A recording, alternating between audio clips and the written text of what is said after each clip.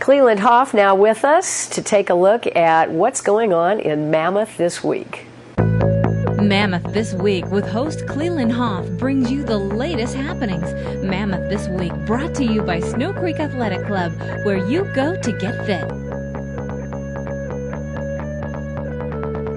Welcome to Mammoth This Week. I'm your host, Cleland Hoff, and the Mammoth local kids have the week off, and what better time to head up to Sleds and check out the action there. We started night tubing this year, and we are open till 7, and if we have people, we stay open later. On Tuesdays and Thursdays, we have a 2-for-1 special. That is, you pay for 1 hour and you ride for 2. We are open every day from 10 to 5, wind, weather, and snow conditions permitting. The cost is $25 per person per hour for all ages, and it's cash only. We are 1 mile before the main lodge, stop number 2 on the red line. I would recommend at least some good snow boots, gloves. It can be chilly.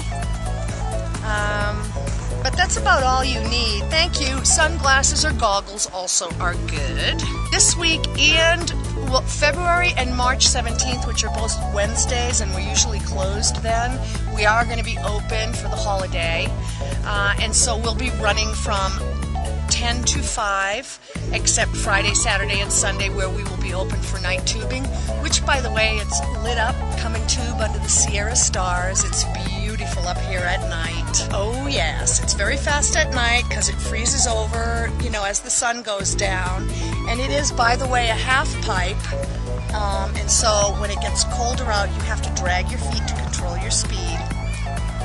Yeah, come on out and have some fun. You have no idea how fun this is. If you've never been here, give us a shot. Tuesday and Thursday, like I said, I typically have a pay for 1 hour, ride for 2 special, except for this week. Yeah, it's a family place. Everybody likes to do it. Kids ages 3 and up can do it alone. We have little kids tubes. It's just a smile place. It's a fun, happy place for families. And after a fun day of sleds, you can head out to the Mammoth Lakes Library.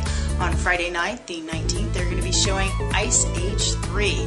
This is free for everyone, and it starts at 7 o'clock. For more information, you can call them at 934-4777. So that's it for Mammoth This Week. I hope that you have a great one. And remember, you can check out our website at sierrawave.net.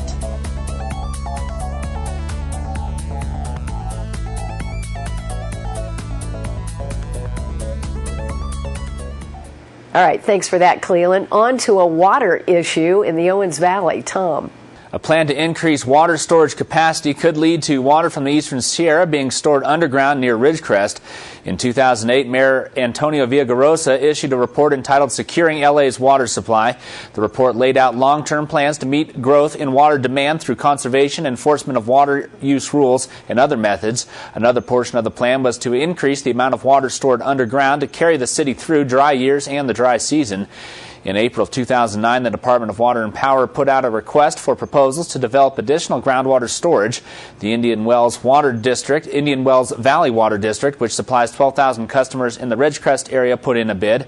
Tom Mulvihill, the general manager of the Indian Wells Valley Water District, reports that his district appears to be on the short list of possible water bank locations.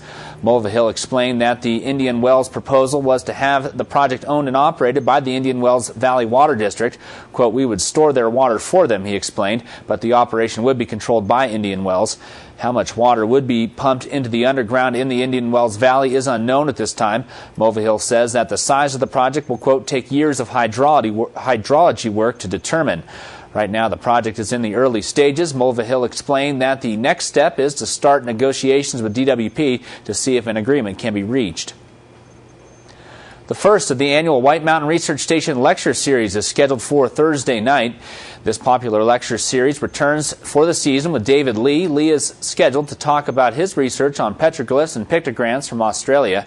This talk starts at 7 o'clock Thursday at the White Mountain Research Station in Bishop. From Thursday on, the lecture series continues into April with a different subject every 2 weeks. Coming up next on February 25th is a talk on the recovery of the endangered Sierra Nevada bighorn sheep, followed by an update on high-altitude sickness research on March 4th. Other lectures on the horizon include geologic gems of the eastern Sierra, climate change effects on the plants and insects that live in the Sierra. A talk on research into how the first people came to the Tibetan Plateau is on the agenda as well. All lectures start at 7 p.m. and are free to the public. More information is available on the White Mountain Research Station website.